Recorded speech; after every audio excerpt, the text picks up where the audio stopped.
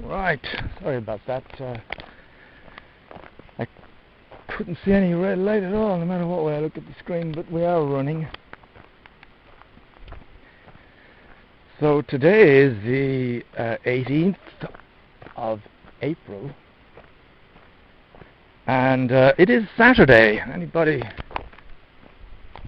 who's listening to this with attention will realize the discrepancy in what I said yesterday. I believe I said yesterday was April the 17th, and it was Thursday. Well, it wasn't. Yesterday was Friday. I got the day wrong. But today is Saturday. And I'm out and about. I was walking toward the Connemara. I didn't really go the full way. I just went around the old house, down the wooded area, down toward the horses, and then back around. And now I'm walking toward the river. Just kind of a long walk. And I wore my black jacket, which was a mistake, because the sun has come out and it must be about 28 degrees. So yeah, Saturday. I was just saying a few things. I'm going to go through them now. One thing that I saw last night on the Telegraph, and I was saying earlier to myself that I once heard a guy saying that he was inspired by newspaper headlines and that they could inspire him to do like television episodes or a movie or a book. And I always thought, wow, that's funny, because you wouldn't imagine a headline could give you that amount of inspiration to do a 2-hour movie. But then last night on the Telegraph I saw a headline, and it's a guy who is he's a writer, so I don't know where he's been interviewed or whatever, but just to summarize it, he had triple bypass surgery, I think, and there's a photograph of him, and the headline is something like, if I had to stay 3 or 6 months in lockdown and everything, that could be the main part of the amount of time I have left. And it really grabbed me, the thought that there are people out there, either very old people or sick people, who they can't really go past 3 months. 3 months to them could be all they have left. There's a car coming. Or is it? Yes.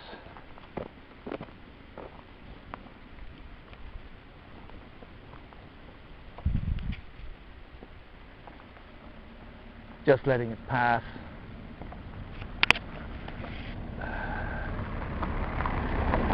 Jug.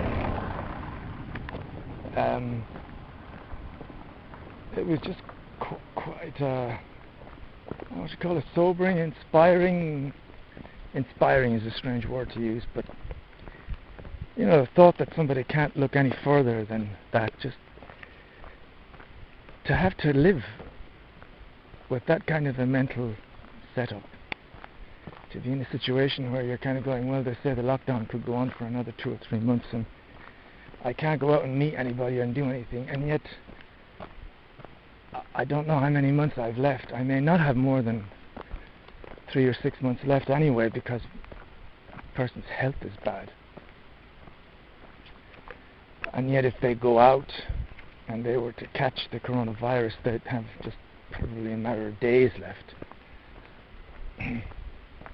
And that made me just think how lucky it is to be able to project yourself into the future. Even if it's a case like we do sometimes, and we say, wow, if this continues for another few months, we'll be using our savings and we'll have no money left. But still, the luxury of being able to go 6 months into the future. I mean, nobody knows, obviously. Nobody's guaranteed the future. Who knows what's going to happen? But that still doesn't stop me or Flo or anybody from... the horizon is very far away in the distance. You're still kind of you can still easily contemplate Christmas, and you can contemplate the next winter and stuff like that. Anyway, that just affected me, and like the guy said, there's enough in that headline to do a movie or to write a whole book. I think just what would the life of a person like that be like? What would their thinking be like? And how, I don't know, how colourful would the world look like if you're running out of time like that? And how tough would it be to stay indoors? And would it cross your mind that I'm going to go out and enjoy myself and throw caution to the wind? I don't know. So anyway, that was one thing. And the other long monologue I had of myself was really, I'm not going to go over it all now, but it was just Transport Fever 2. And I was playing it last night. I'd kind of finished my big playthrough, and I was trying to start another game, but I couldn't really get into it, because the more public transport I put down in the town, the less anybody seemed to use it. I had this idea, if I can put, start on each town and really go to, no expense spared with the buses and the carriages and the trams, and try and give everybody the ability to use public transport, then maybe that would be a way to stop the traffic problems, and then just connect the towns via rail. And this way, if I can keep things going like that, then I could send whatever products I need to send, whatever industries, and there'll be no traffic. But it didn't work like that. I put all these buses down, and two things happened. One was the private transport just kept growing anyway.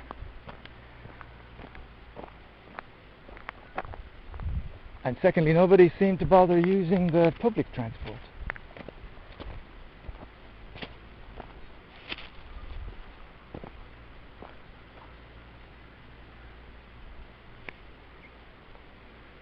I should have brought my binoculars. I can hear voices on the far side of the river, but I can't see anything.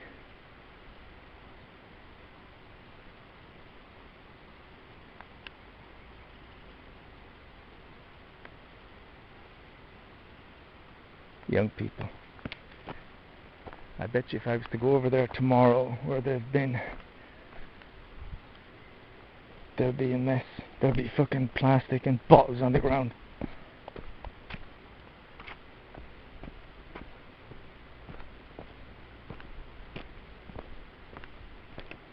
I guess not all young people are like that, but too many. And it's not just young people. I'm kind of going off topic, but that's something I can't really get my head around. How you could be out and about having a picnic and just decide, I'm going to leave all the rubbish here. It's something you feel a child would be aware of, because it's kind of the thing, it's when someone tells you, even if you're a 5-year-old, it's like something you can't really ever not do, There's just no two ways about it. But I guess there are people out there, they've never been told, their parents have never, because the parents have never been told either. So maybe, God, that's a terrible thought. You have a family out with the parents, and the parents leave everything in front of the eyes of the children.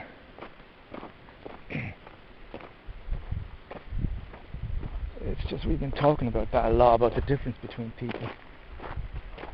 If you just leave plastic and stuff like that out here, would the thought not occur to anybody that, where do you think that's going when you leave it here? Who do you think's taking that?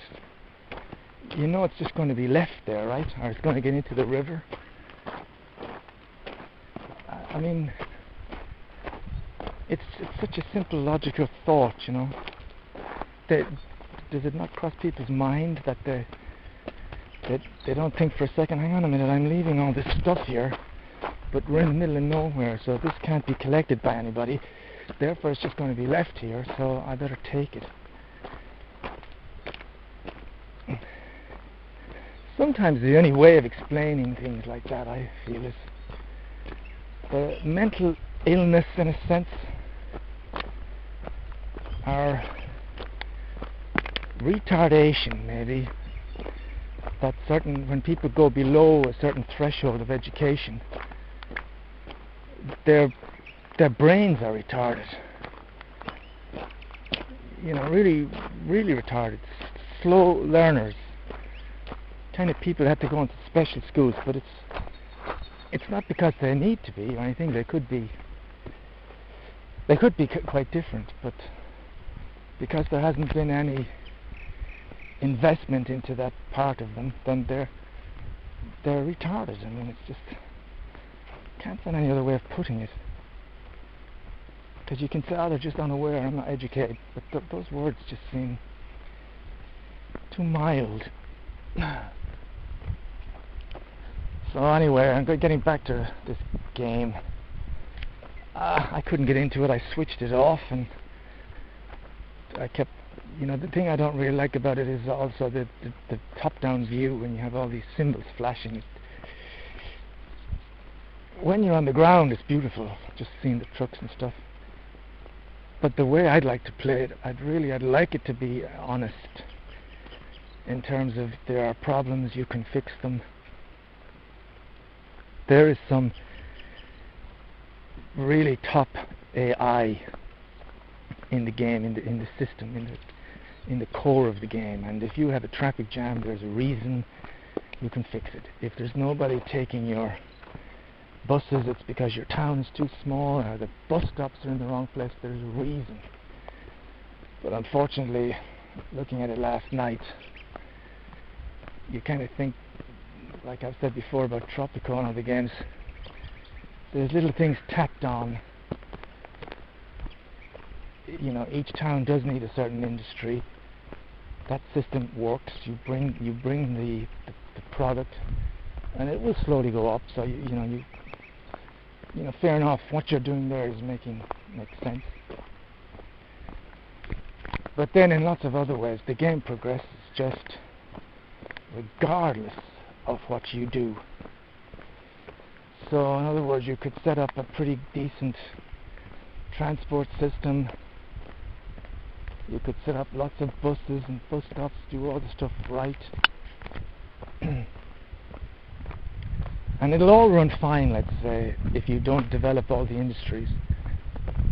And it doesn't matter if you've got, like, 10 trains going from one town to another.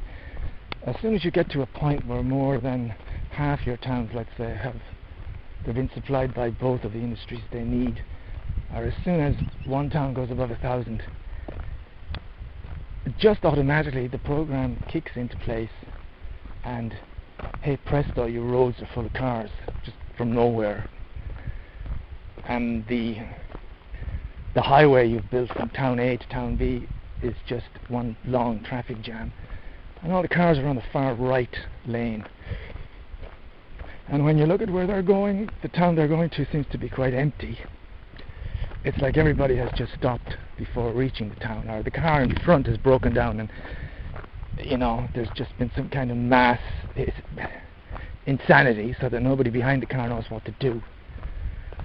And when these things happen, when I'm playing a game, it breaks the spell of the game, and you say to yourself, well, I want to put lots of time into this game because I want to fix the problems. I want to design a proper infrastructure. I'm willing to put hours and hours in to solve these problems. But if it makes no difference what I do in the end, if it's just a case of, like, well, when you get to a certain amount of people, this happens. It doesn't matter how many. It doesn't matter what your infrastructure is like. Then, very quickly you just don't want to bother anymore. Unless you can use your imagination to play the game in a different way. And you just stick with trying to make a certain amount of money by just using two industries, and you try and I don't know, just work solely on one town, and you kind of create your own story somehow in the game. I kind of done that in SimCity a bit, but that's disappointing. And just to finish, the other thing that's disappointing is that I can't find any explanations on this. Maybe I should try the Steam, what do they call them? The groups on Steam that discuss various games. It must come up somewhere, or Reddit or something. There must be some discussions about, because there's a lot of people playing these games that are like me. We play it with kind of quite a bit of detail, and you just love to see some discussions on the validity and the realism of these programs. You know, are they all really just nonsense? I was thinking if they could only get people involved in the real industry. You know, there are plenty of people working every day on computers that are designing and fixing real life traffic systems. There are plenty of people that help to design improvements and changes in cities. I mean, that's their job. And economics, obviously, my God, there's a million people working in the economics field with graphs and computer programs to plan out what would happen in this scenario and that scenario. If these games and the programmers of the games could just get some of these people involved, even in a part-time basis, so they could say, you know, we're doing this economics program, we need a real economics person to just help us out, so that and the same with the traffic management and stuff. We need somebody that really works in that field. You know, what programs do you build? Because I would be so invested in a game if I knew that there is real logic, there's a real depth to the game, there's a real proper program at the heart of this game, and if something doesn't work, there is more than likely a way of fixing it if you can find it. And maybe there'll be situations which can't be fixed because you just simply have too many people coming from two different directions, and they're all meeting up in one small town, and it's like a huge problem. But I wouldn't mind that. But it's just the worst thing is that you spend ages trying to solve something, and things are happening, and you're just thinking, there's no reality anymore in this. This is just nonsense. So it doesn't matter what I do, it's irrelevant. Anyway, that's the kind of, what do they call that? A detribe. That's not the way of pronouncing that word. I love words that are not used very often, but unfortunately I haven't the greatest command over the English language, especially when it comes to new words. Diatribe. I've heard someone use that. It's like when someone goes off on a rant about something, and that's my rant, and it's the kind of rant I'll listen to in the future and think, God, it's amazing how you get so vexed and upset about something so stupid. It's amazing the energy you seem to spend on that day when you went on about nothing else for 2 hours, you know. My mind gets stuck in a circle of thinking. It's like a loop, it really is like a loop, an obsessive loop. And I don't know where the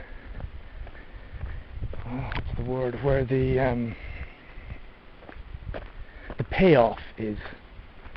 That's the word, the payoff. But there is some kind of a payoff, otherwise I wouldn't be going on and on about this.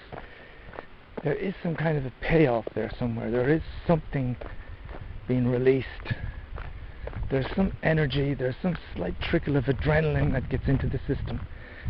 Because any vicious circle has got this, it's self-generating. There's some kind of a pleasure in it that keeps you doing it and doing it. You know, somehow.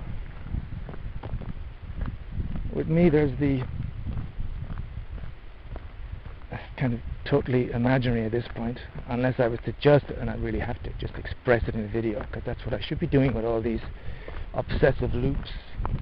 Because once I express these things in a video, they are out of my system then. However, in my video I probably won't have any views, but I would love to express this with somebody who knows what I'm talking about. I would love to find a forum, that's the word, and just send in these ideas and have people get back to me. And it would be wonderful if someone was to say, well, actually no, they do have those people working here. This really is a good system, and you'll find that you're probably doing something wrong. I mean, that would be great. If I heard that from a reliable source, I'd certainly be more than willing to give this game many more chances. Or maybe I'd be in the forum, I'd be getting a lot of responses from people saying, yeah, I know exactly what you mean. I've put like hours and hours into this gameplay I'm just doing now, and like you said, it's got to the point where it's just not making any sense anymore. Anyway, Jesus, it's hard to get out of this manic kind of stupidness. If I lift my head up and stop walking and take a deep breath and imagine the whole transport fever thing, just it's turned into vapor and it's just floating away, actually taken away by the wind, so it's just been blown away behind me like a fine vapor, gone. And now my mind is clear and empty, and I can proceed to just enjoy the moment, get back home, have something to eat, and then wow, there's going to be a lot of wind. There's a lot of wind. That's not going to sound too good. 18th, that's what I said, yeah, 18th, so we'll be soon up to 20. And then in the last stretch of April already. I'm really not having any problem with the lockdown, obviously. The only difference is I don't have to get up earlier in the morning and go to work, which I never minded. And also there is sometimes a slight problem during the afternoon, late afternoon, when I just don't know what to do with myself, because normally in the afternoon you've got a few hours off before you go back to work, and so it's kind of there's a different feel to it.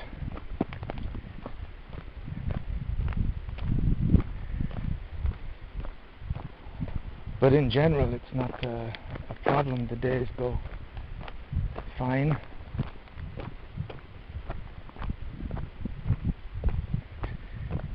And yeah, Flo's been in a good mood for the last few days.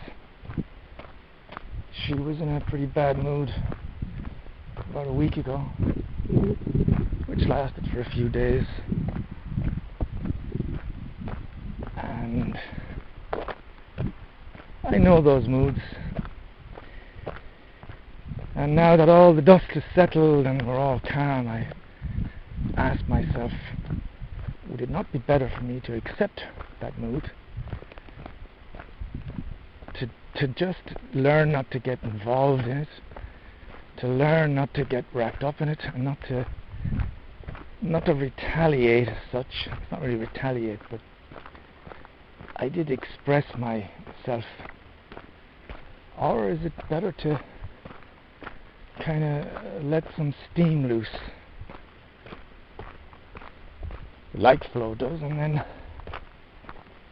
discuss it afterwards, so that you're not kind of bottling anything up?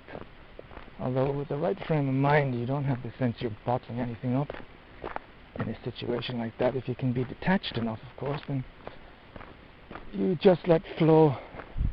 Well, you try and help her in whatever way you can, and you know it's just a bad mood, and it's, hey, you know, this is just the same stuff, the insecurities follow both of us around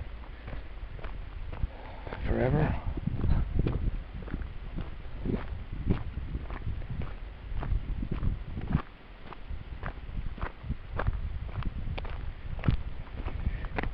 In saying that, there's no getting away from the dependency I have on her living here. And there's no getting away from the fact that it does kind of scare me a lot. The thought of anything happening to her. And not always for, I would think, the proper reason, you know. I'd be destroyed because I'd lose a soulmate, obviously. But I can't deny there's also that very practical, scary, selfish stuff that's there as well. Just as much, you know. What would I do with all the fucking stuff I'd have to deal with? How would I stay here on my own? What would I do with the Connemara? How would I deal with her family? Jesus, how would I deal with the neighbours? How would I deal with anybody? She's my gatekeeper. Literally from the world. That's something I haven't thought about before. It just came to me now. It's true. She's like the gatekeeper. She keeps the whole world out. She keeps everybody out. In a sense, she deals with them. I don't have to. And she likes dealing with people. She's got a different personality than me. You know, but she can talk to Bernard, talk to this person, that person. And she can deal with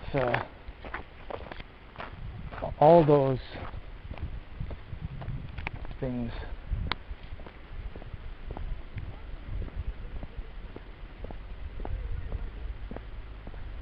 She can deal with all those things. Anyway, I'm going to switch off now on this, the 18th, Saturday. I'm arriving home. I'm just on the street heading towards the house. Bye.